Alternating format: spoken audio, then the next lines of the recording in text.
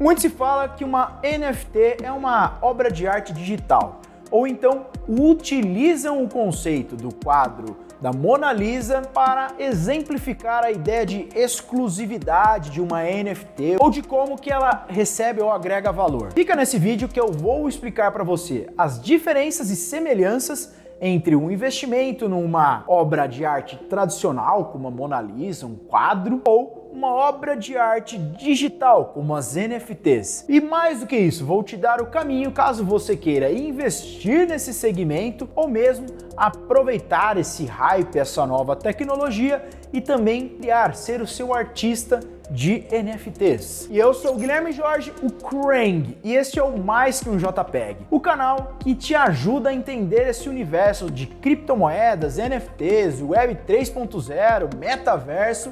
Portanto, já se inscreve por aqui e ativa o sininho para sempre receber notificação quando vídeo novo sair por aqui. Obra de arte tradicional. O que vem na sua cabeça? Aquele quadro de Picasso, vem Van Gogh, vem mafiosos usando as obras de arte para lavar dinheiro, vem coisa de só granfino pode ter uma obra de arte, ou então isso é coisa de museu, galeria de arte especializada, e tudo isso inacessível para os réis mortais como eu e talvez você. Brincadeiras à parte, este é um mercado que existe e estima-se que tenham-se mais de 3 trilhões de dólares em obras de arte espalhadas mundão afora. Para você ter uma ideia, a estimativa de negociações ou transações por ano de obras de arte tradicionais, ela gira na casa de 70 bilhões de dólares. Ou seja, é muito dinheiro que movimenta nesse mercado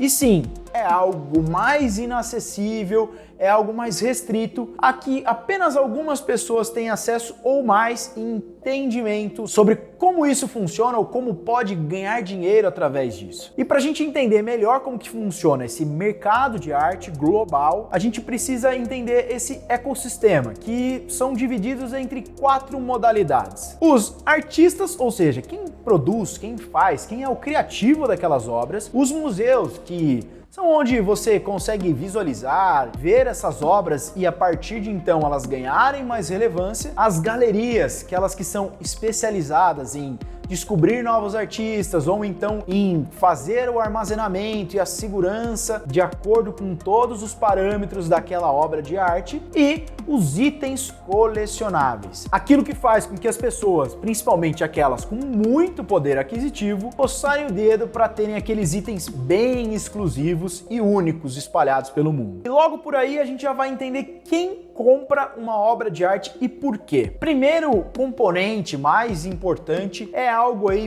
muito propagado desde que o mundo é mundo, que é a ideia de escassez, ou seja, deter e possuir algo único, exclusivo, em que não é qualquer um que consegue ter acesso a isso. A gente vê aí direto aí várias pessoas do mundo dos infoprodutos usarem esse gatilho mental de escassez. Compre agora, senão amanhã não vai ter mais, vai demorar para abrir nova turma. E por aí você já consegue, já está familiarizado com esses tantos de arrasta para cima que você já viu por aí. E junto com este componente de escassez, atrela-se o ego do ser humano em possuir, em falar que é detentor de uma obra de arte ou de um quadro super caro. Imagina o sucesso que ele não vai fazer na rodinha ali dos super amigos que ele tem. E as obras mais escassas, elas têm mais valor. Por isso que você nota aí que artistas mortos, eles normalmente têm obras que valem mais do que os artistas que ainda estão vivos, produzindo, criando coisas novas. E que você pode perder valor ou não valorizar tanto do que se você tenha, por exemplo, artistas que não têm mais condição alguma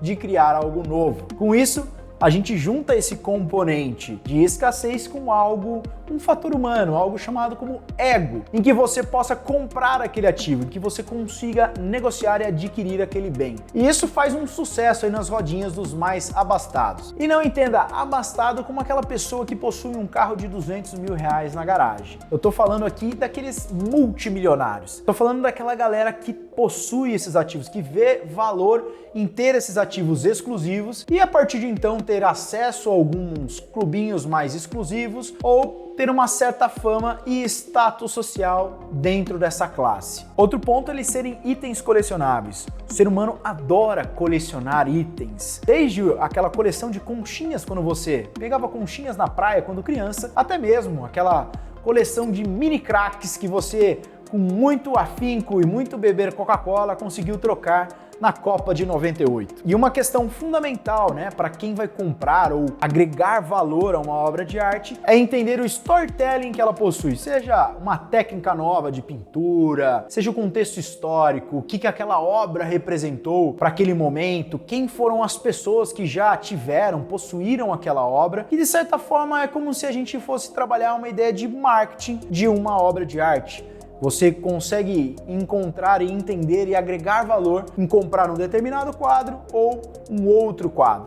Vale lembrar aí também que a gente precisa olhar dentro de todo esse contexto como que está a conservação dessa obra de arte. Itens que têm mais conservação e têm mais tempo, obviamente eles vão valorizar e vão ter mais valor do que aqueles itens que tiveram alguma restauração meio chula. E quando a gente olha o componente financeiro da ideia de se investir numa obra de arte, o primeiro ponto é que já é um mercado muito antigo e já consolidado. E já existe há muitos e muitos anos essa troca de valor monetário por itens colecionáveis, por obras de arte em si. E sempre foi essa coisa de agregar e dar status a quem possui. E também uma forma de você fugir ou pelo menos não ter uma parte do seu patrimônio alocado a crises que o capitalismo pode oferecer. Você investindo numa obra de arte tradicional praticamente passa ileso entre qualquer crise de subprime que você possa ver, de bolha.com ou então agora de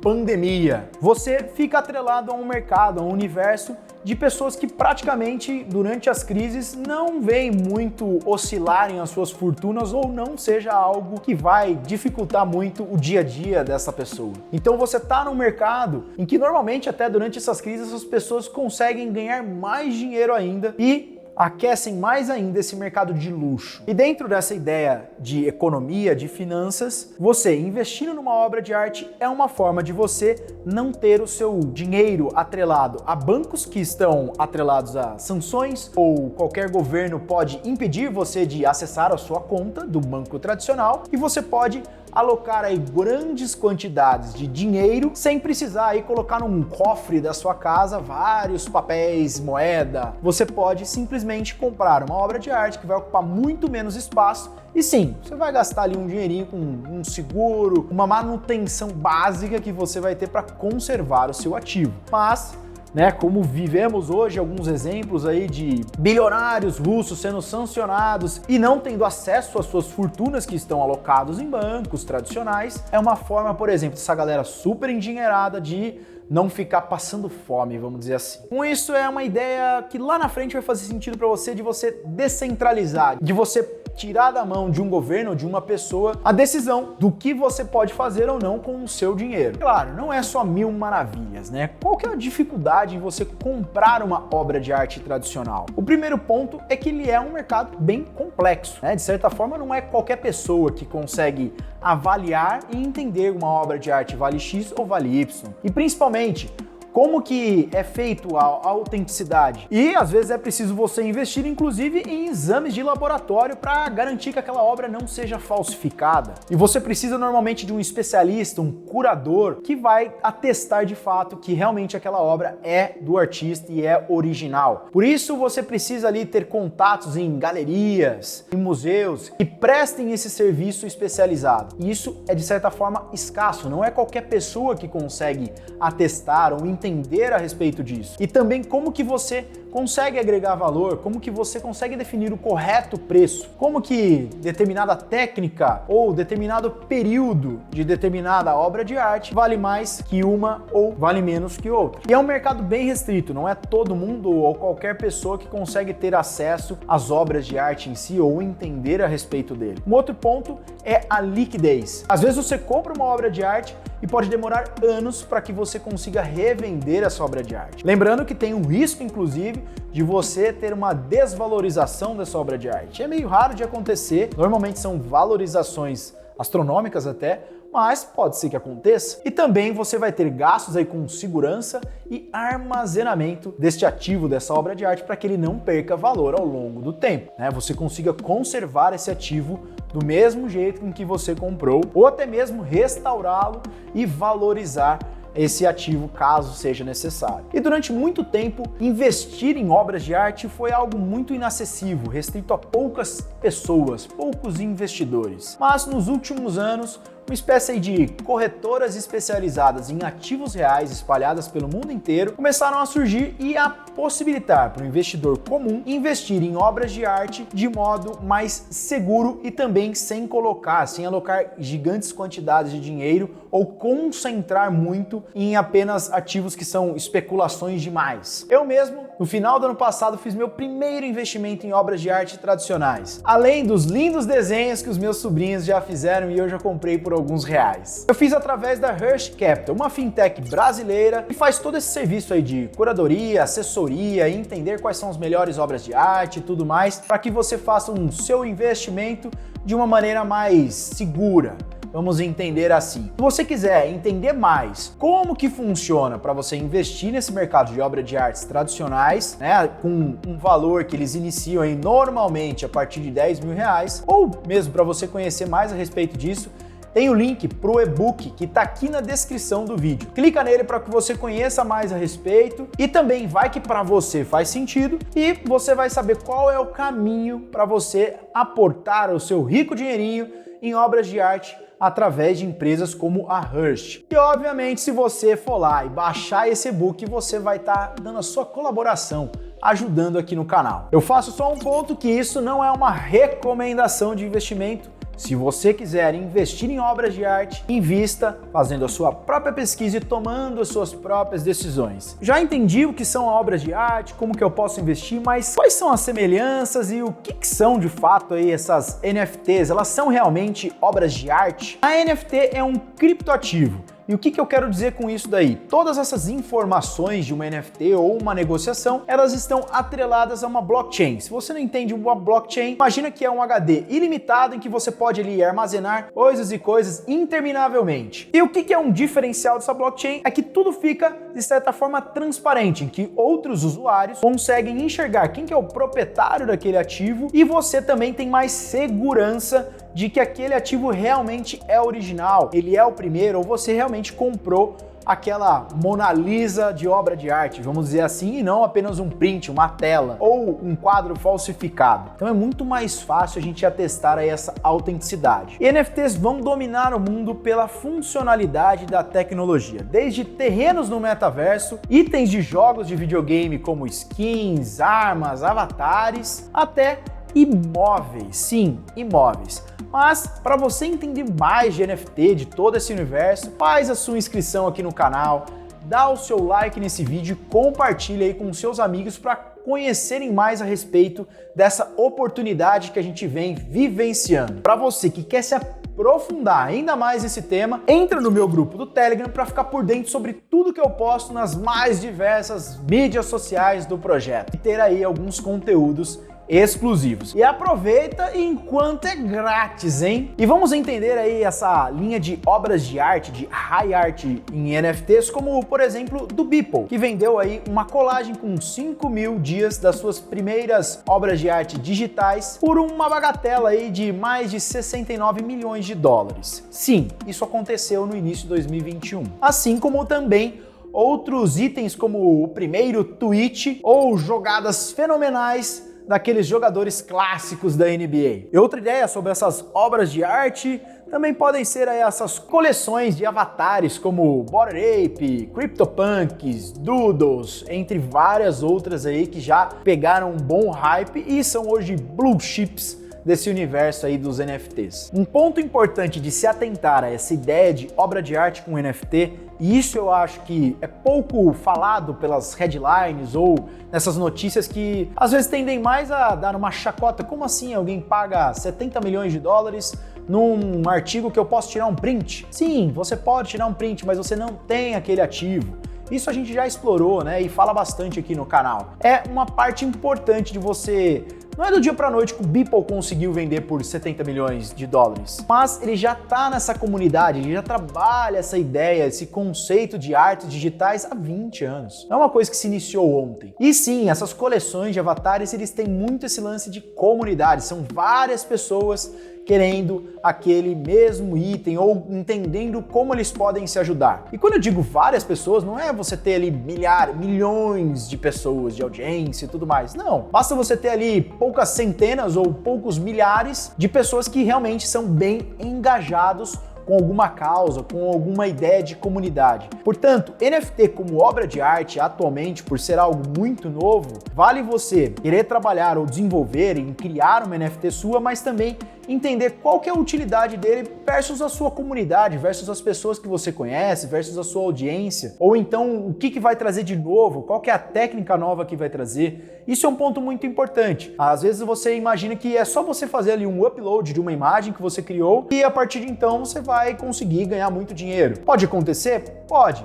Mas são pouquíssimos casos que vão conseguir fazer isso. Para você conseguir vender uma NFT, você precisa ter aí, trabalhar essa ideia de storytelling, de marketing de um produto. E sim, ter uma arte, um design diferenciado vai chamar a atenção.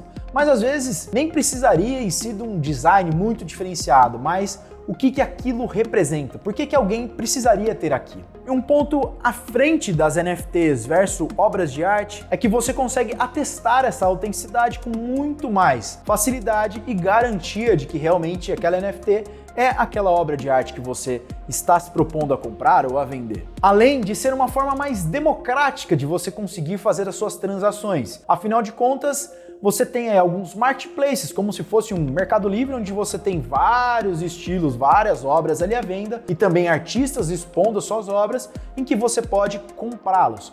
Um deles é o OpenSea, que você pode identificar várias obras ali, comprar e mintar o seu NFT. Fique só atento, toda vez que você venha comprar, você paga ali algumas taxas por fazer alguma transação, principalmente se for na rede da Ethereum. Tá? E essas transações elas são feitas através de criptomoedas. Por isso, vamos entender quem é que compra uma NFT, uma obra de arte como NFT. Obviamente, são cryptolovers, são pessoas que tendem a comprar NFTs. Cryptolovers são aquelas pessoas que estão inseridas, são aqueles bitcoiners, aquelas pessoas amantes do Ethereum, de Solana, de Polkadot, enfim, estão ali inseridas nesse universo de metaverso, Web 3.0 e essas coisas que estamos abordando aqui nesse canal. O outro ponto é usufruir da ideia de comunidade e também de itens escassos, de você ter ali um item exclusivo. Isso faz total diferença e é similar, sim, ao que a gente viu aqui sobre obras de arte tradicionais. Ter itens colecionáveis e ter uma facilidade em você fazer transações futuras desses itens que você possui. E o que as obras de arte através de NFTs trazem é a possibilidade de você trabalhar aí conceitos mais analíticos na hora de você definir o valor de determinado item. Você consegue, por exemplo, saber aí se algum ricaço dentro do universo das criptomoedas está comprando determinada coleção, determinado ativo e por que será que essa pessoa está comprando? Isso daí, por exemplo, costuma despertar movimentos de outras pessoas também comprando esses ativos. Se as baleias estão comprando, as sardinhas seguem atrás dessas baleias para também conseguirem aí algum dinheiro, alguma valorização em cima disso. Outro ponto é você analisar o histórico dessa coleção. Qual foi o histórico de preço que essa coleção já teve? Foi se vendido mais caro, mais barato? Quanto que é de valorização? Quais são os compradores passados de uma NFT? Ou mesmo, no caso das coleções, quantos compradores individuais uma coleção possui? Quanto mais compradores, holders individuais, significa que aquela coleção tende a valer mais. Afinal de contas, está mais descentralizado o poder aí de manipulação do mercado de determinado ativo, visto que mais pessoas possuem aí itens dessa coleção. Qual é um outro grupo de pessoas que compram NFTs? São gananciosos. Muita gente chega pela ideia de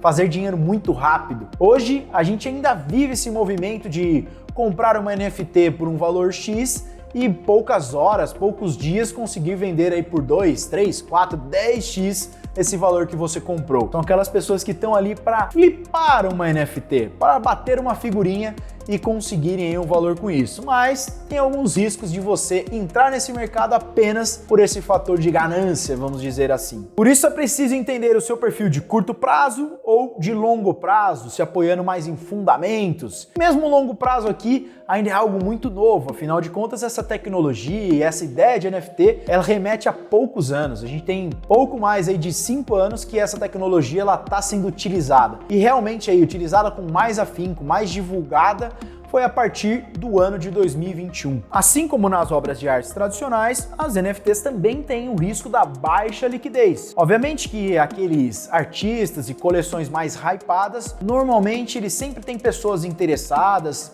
a todo momento, todo dia, artigos sempre são vendidos, mas você pode demorar anos ou mesmo não conseguir revender uma NFT. Isso é um risco que você corre investindo nesse tipo de ativo. Além do que, é um mercado completamente novo. Diferente aí do mercado já consolidado das obras de artes tradicionais, a gente vive um mercado novo, um momento de boom das NFTs. Muita gente se fala aí sobre bolha, vai estourar uma bolha.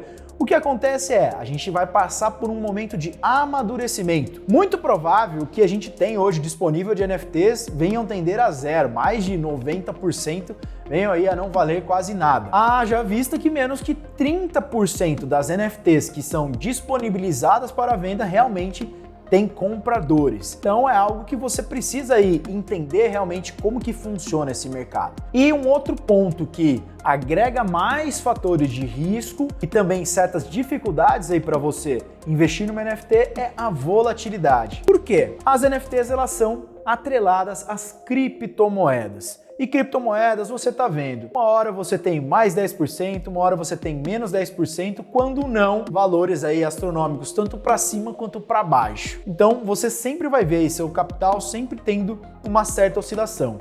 E diferente o que a gente vê nas obras de arte tradicionais, que praticamente elas saem ilesas de crises do capitalismo, cada vez mais tem se atrelado um pouco as criptomoedas com o mercado de capitais tradicionais, principalmente com as ações de tecnologias negociadas na Bolsa de Nova York. Quanto mais o tempo vem passando, mais essa correlação começa a fazer um pouco mais de sentido. Então, elas sim estão sujeitas aí a essas crises do capitalismo mais do que obras de arte tradicionais. Em outro ponto relacionado à volatilidade das criptomoedas, hoje existe aí até alguns modelos que dizem que quando as criptomoedas estão subindo, as NFTs estão caindo. E quando os NFTs estão subindo, as criptomoedas estão caindo. Basicamente aí para fazer uma balança, para contrabalancear e ser meio que uma forma também de você que investe em criptomoedas ter aí parte do seu patrimônio em cripto atrelado a NFTs e surfar um pouquinho dessa correlação aí que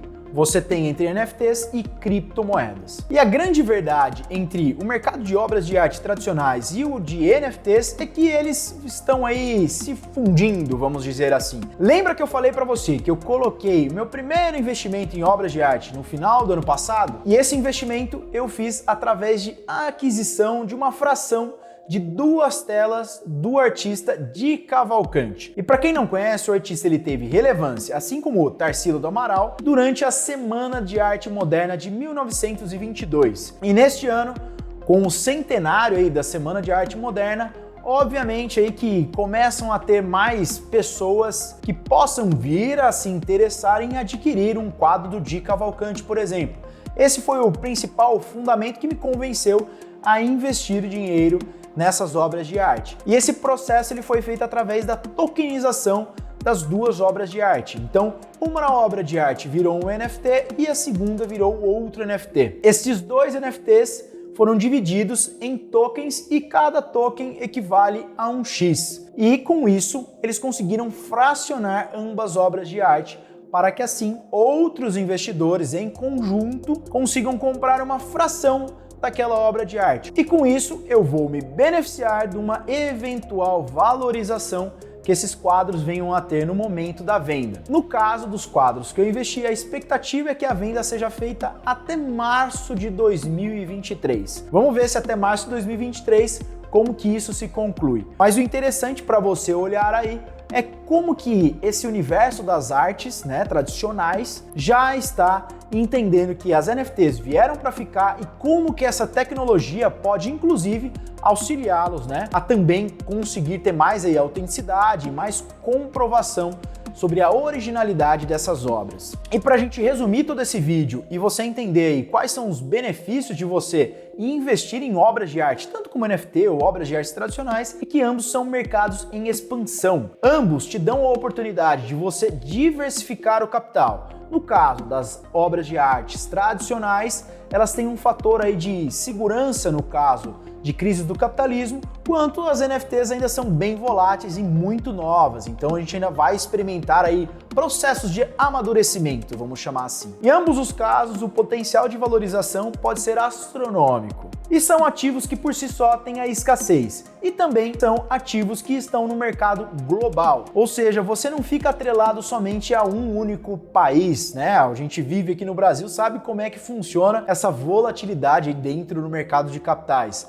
Com isso, você consegue fazer com que outros investidores no mundo inteiro consigam adquirir o seu ativo, a sua obra. Já pelo lado do que você precisa ficar mais atento, em ambos os casos, é a baixa liquidez e a possibilidade de você não ter uma valorização ou até mesmo você ter um prejuízo ou não conseguir vender. No caso das obras de arte tradicionais, isso acontece com mais dificuldade. Já nas NFTs, isso é de certa forma recorrente, e o fato de você poder levar às vezes anos para conseguir liquidar o seu ativo, ou seja, você conseguir vender e ter o seu dinheiro de forma líquida. E agora eu queria que você comentasse aqui no vídeo o que você acha desse universo de obras de arte tradicionais, obras de arte através de NFT. Você investe em algum desses ativos? Comenta aqui para mim, para eu interagir aí com vocês. Eu vou ficando por aqui, o futuro é agora. Fui!